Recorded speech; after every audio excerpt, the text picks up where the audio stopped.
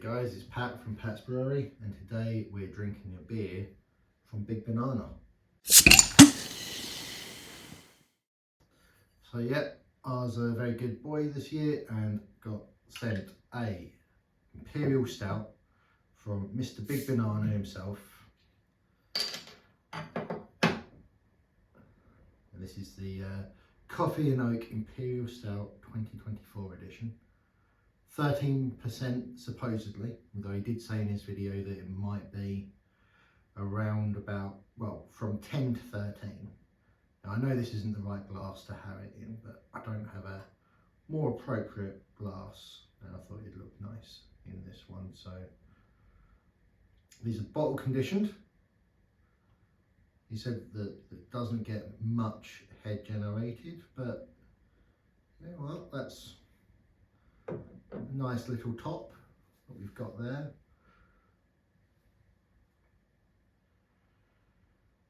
I've not purposely tried to get this cold or anything, but I have just left it out here on the side, but considering how chilly it has been the last couple of days,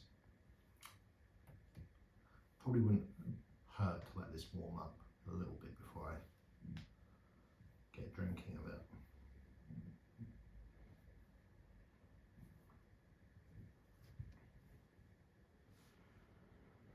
Now I have watched his video and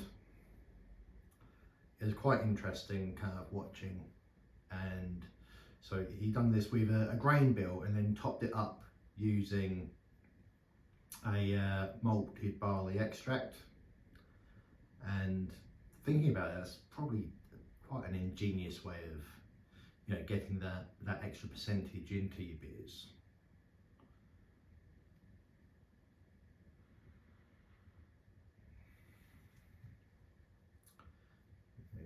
I think one of the things I was surprised about when he was showing his video was that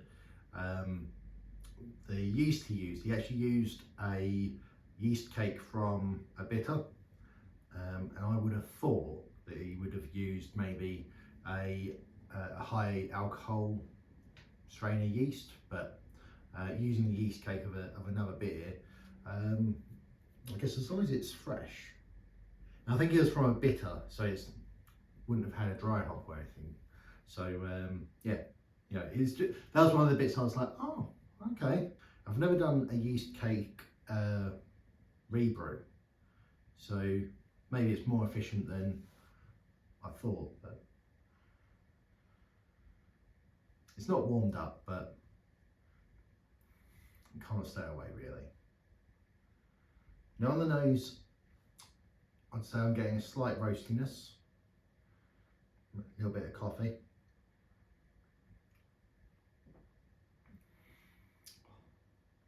That is sweet, but not sickly sweet. And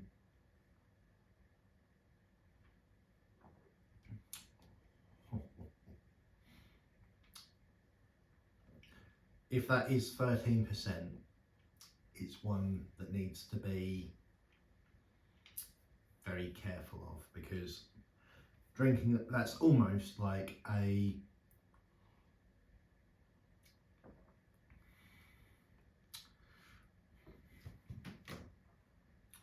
it's like an ice black coffee almost,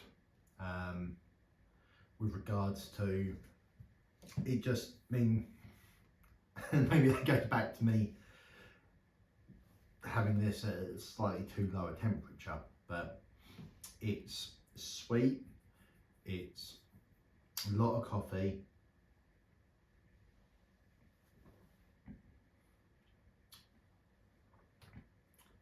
a bit of bitterness. He called out a little bit of licorice maybe in his video. I wouldn't say I'm necessarily getting that, but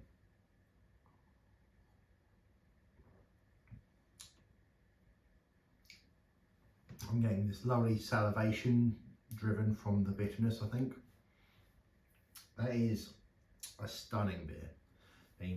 I think I got the 2023 bottle as well, and I think he used bourbon in it.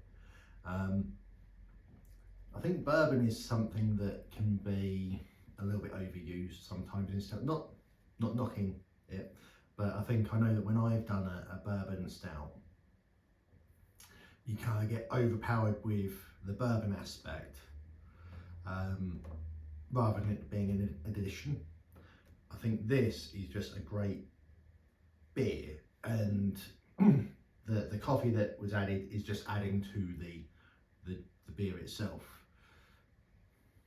Not saying that I turn away a bourbon Imperial Stout at all, but I think from memory this is a slightly nicer variation of the beer.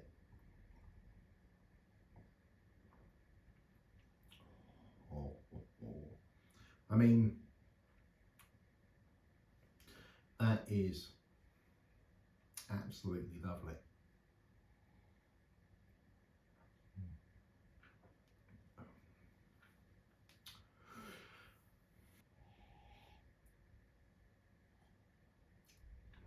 Thank you very much. That is a great beer. I wouldn't be surprised about it being 13 actually. Just in drinking that much, there's part of me that goes, oh, that's topped up the alcohol levels, I feel. I mean, I've had a couple of beers today, but suddenly that's gone, oh, hello.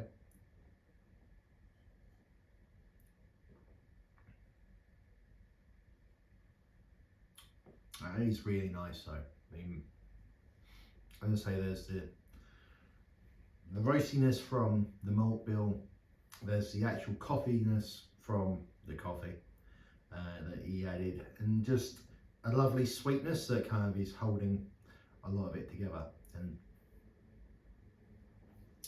just the, I mean, the whole thing is really nice.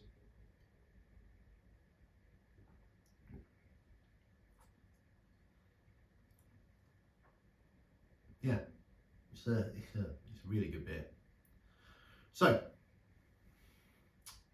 thank you very much, Mr. Big Banana. I'll put a link to your video with regards to this one, and yeah, Merry Christmas, cheers.